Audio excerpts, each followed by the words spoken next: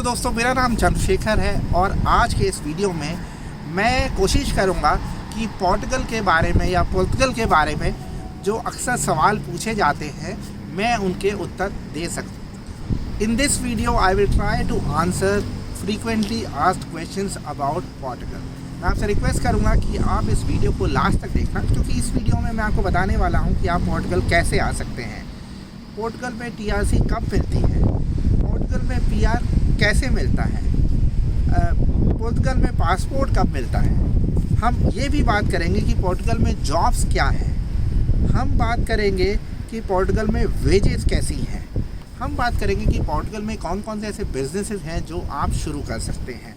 हम ये भी बात करेंगे कि फैमिली के लिए पोर्टुगल कैसी जगह है। हम ये बात करेंगे कि क्या पोर्टुगल की टीआरसी पे आप क्या क्या कर सकते हैं।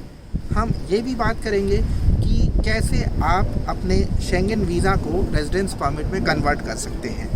हम ये भी बात करेंगे कि बेसिकली क्या क्या फ़ायदे हैं पोर्तुगीज़ पासपोर्ट होने के। तो आप इस वीडियो को लास्ट तक देखना। इससे पहले कि हम आगे बढ़े, मैं आपसे ये भी रिक्वेस्ट करूँगा कि आप हमारे YouTube चैनल को सब्सक्राइब कर लीजिए, क्योंकि ऐसी यूज़फुल इन्फॉर्मेशन मैं आपके साथ रेगुलर बेसिस पे शेयर करता रहता हूँ। तो देखिए, मैं पोर्टुगल अक्सर जाता रहता हूँ और मुझे फ़र्स्ट हैंड एक्सपीरियंस है।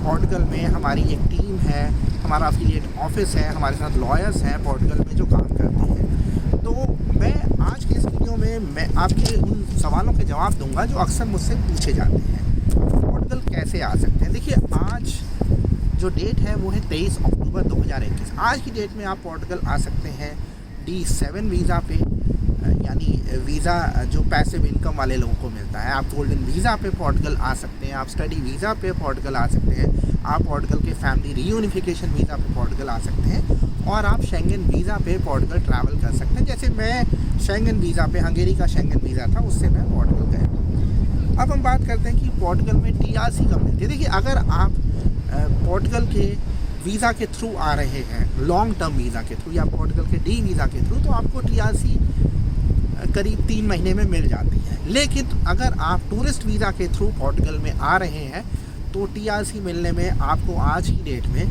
1.5-2 साल लग सकते हैं, अगर आप आर्टिकल 88 पैरा 2 के अंतर्गत पोर्टुगल में आ रहे हैं और अपने शेंगन वीज़ा को टीआरसी में कन्वर्ट कर रहे हैं। सवाल नंबर 3, पोर्टुगल में पीआर कब मिलता है? देखिए, पोर्टुगल में पीआर आपको तब मिलता है जब आपको वहाँ पे रहते हुए 5 साल हो जाते हैं, रेजिडेंस परमिट पे 5 साल हो जाते हैं, तो आप एलिजिबल हो जाते हैं पीआर के लिए। अब पीआर के लिए ये ज़रूरी है कि आपको पोर्तुगीज़ आती हो A2 लेवल की। A2 बहुत ही बेसिक लेवल है और जनरली ज़्यादातर लोग उस लेवल पे पहुंच जाते हैं। इनफैक्ट मैं बहुत सारे ऐसे लोगों को जानता हूं जो भारत से 8वीं 10वीं पास थे, वो भी उस लेवल पे पहुंच गए।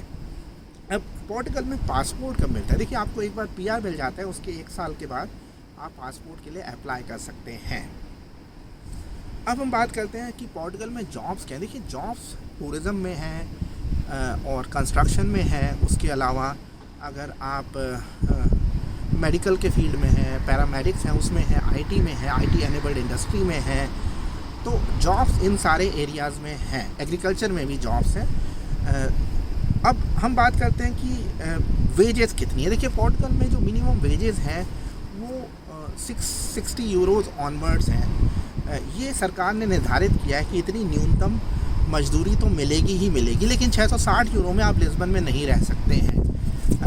अगर आप लिस्बन में रहना चाहते हैं तो आपको कम से कम, अगर आप अकेले हैं तो मैं रिकमेंड करूँगा कि आपको कम से कम आप 700-800 यूरो कमाएंगे, तभी आप लिस्बन में रह सकते हैं। हाँ, आप छोटी जगहों में एग्रीकल्चर में काम करें तो शायद ये 650 यूरो में आपका काम चल जाएगा।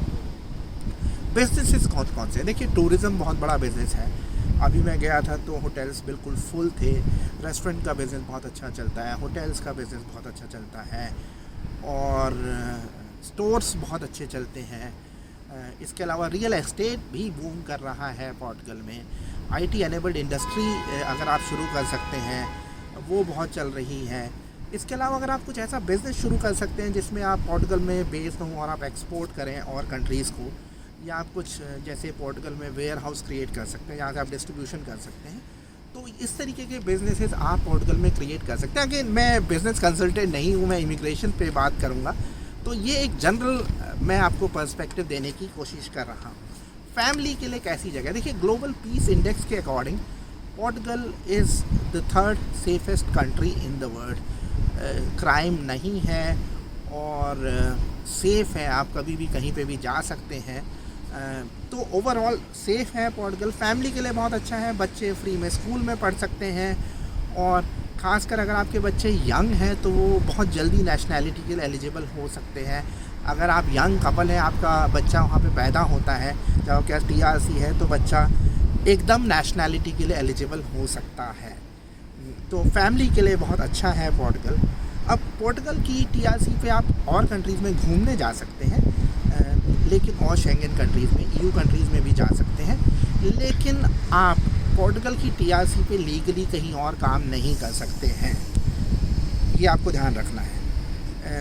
Then Schengen visa to residence permit, इस पर मैं अलग से वीडियो भी कर चुका हूँ।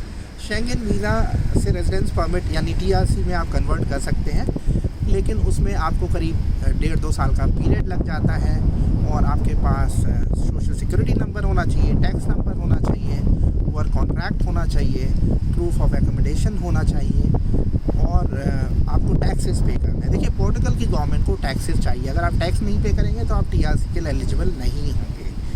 मेरा डिटेल में वीडियो है, मैं इनफैक्ट डिस्क्रिप्शन में उसका लिंक भी दे रहा हूँ, तो वो आप देख सकते हैं वीडियो। और बेसिकली बेनिफिट्स क्या हैं पासपोर्ट के पोर्तुगीज़। देखिए, Portuguese passport Henle passport index के अकॉर्डिंग 6-7वें नंबर का पावरफुल पासपोर्ट है। आप तकरीबन 170 से 180 कंट्रीज़ में जा सकते हैं पोर्तुगीज़ पासपोर्ट से। कई बार आपको वीज़ा नहीं चाहिए या आपको वीज़ा ऑन अराइवल मिलता है।